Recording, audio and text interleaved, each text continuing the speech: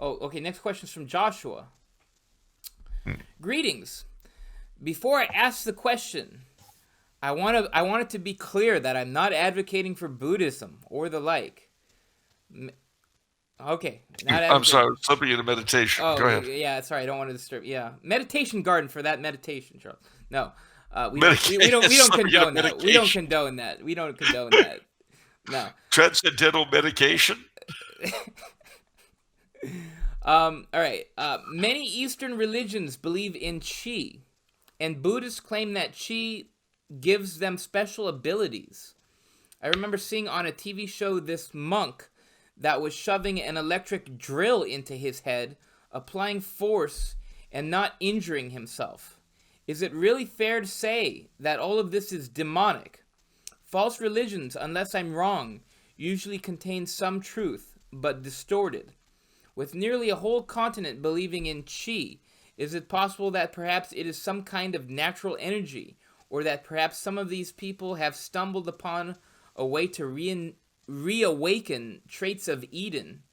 Perhaps it sounds ridiculous, but it's a serious question. It doesn't sound ridiculous in the slightest. Wow. And the only answer I can really give him is a big maybe. Really? Well, these are all plausible speculations. The question of Edenic qualities being reawakened and so forth, or being more present in some people than others, is something that Alois Wiesinger goes into some detail about in his great book on this very topic, which I recommend highly, Occult Phenomena, available You're online. not an occultist, right? You're not trying No, to pitch some occult stuff to me, are you? no, Abbot Wiesinger was an extremely famous and well-renowned Cistercian abbot, very famous here in Hmm. Austria because he was like Austrian and stuff. Okay. But uh, he looked into it from a Catholic perspective, and he deals with all of these possibilities. The thing to remember is that they're all possibilities. I mean, whether or not a given phenomenon is A, demonic, B, some natural thing of which we're not aware, C, some strange power from Eden left over in the wreck of our human personality since Eden. So I don't know. This is too strange for me, Charles. So, I mean, Saint Ignatius of Antioch said that the Catholic faith has the full charisma of truth. It So, does, but but the Catholic faith, it sounds like there's something that we don't have that's over here. This reawakening of a trait of Eden happens to be this false religion's thing. I don't understand that. well, let's put this another way. It's a bit like precognitive dreams. But Now, that's an individual. I mean, gift, isn't that? Compared to yeah, perhaps like a religion. well, see, here's the thing. A lot of religions have been shaped around precognitive dreams and foretelling the future.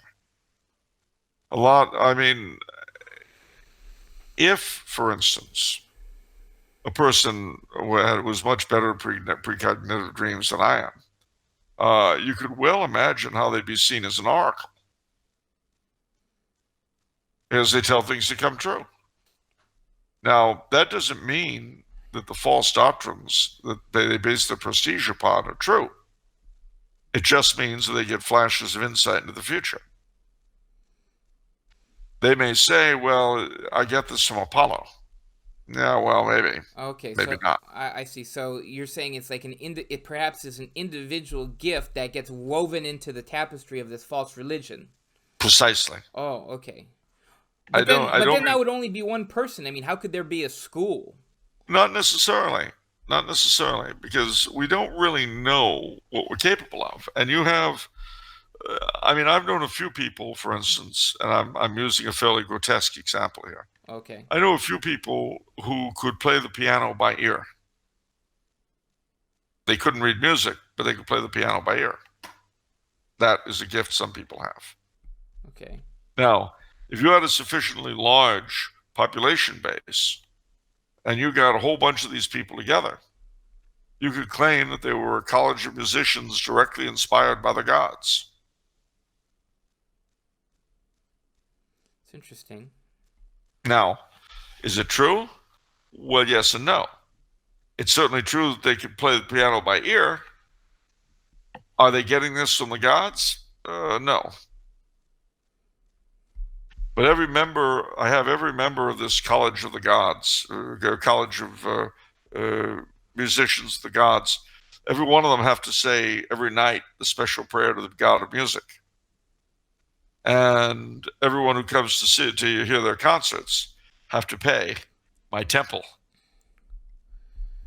Well, let's incorporate your parallel here with this question, which is, have these people stumbled upon a way to reawaken traits of Eden? And the answer is, wouldn't that be no? I mean, are we If they have, redefining natural gifts as traits of Eden now? well, I turn around. Any such gifts of Eden would be natural gifts, which for some reason in this individual or that are still present. Again, I refer you to Abbot Wiesinger. He goes into this stuff in a lot more detail. But suffice to say that none of this really bears on one's salvation. Right. Why? Because possession of such gifts, if they exist, is no indicator of whether the person is good or bad. Just like with this finger, I can do this. I can't do it with this finger, or this hand, rather. Can't do it unless I, do that. Because isn't that the Vulcan sign? That's the Vulcan. That's the Vulcan sign. Yeah. I can do it with this one. Live long and prosper. There Can't do it is. Yes. with this one. Okay. I just sort of spaz out a little bit. Yeah. Now, that doesn't make me good or bad. It just means that I can do it with one hand, not with the other. Can you roll your tongue? Make a... No. Neither can I. A lot of people can. Huh. Move your ears back. Okay. So these things are in essence no different from that kind of skill. Okay. Now an electric drill into someone's head, applying force and not injuring himself. That's pretty whacked. And there's also the fourth possibility, beyond demonic, natural, and Edenic. You know what that is? What? Illusion. Interesting.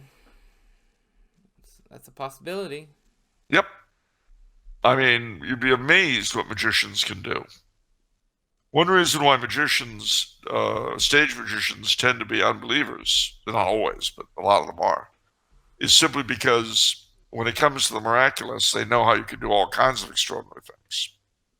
And they presume that any religious prophet at all who's ever had any miracles must have been one of their craft. Yeah, Ben Franklin was one of those guys. Star Spangled Crown talks about it, the occult Franklin. That's an eye-opening chapter right there. He wasn't a nice person, really. No, I didn't get that impression. I prefer the Ben Franklin I read about in Ben and Me, which was supposed to... Ben and Me was a novel written by Richard Lawson, supposedly written by Benjamin Franklin's pet mouse. Cute. Okay. It was a children's book.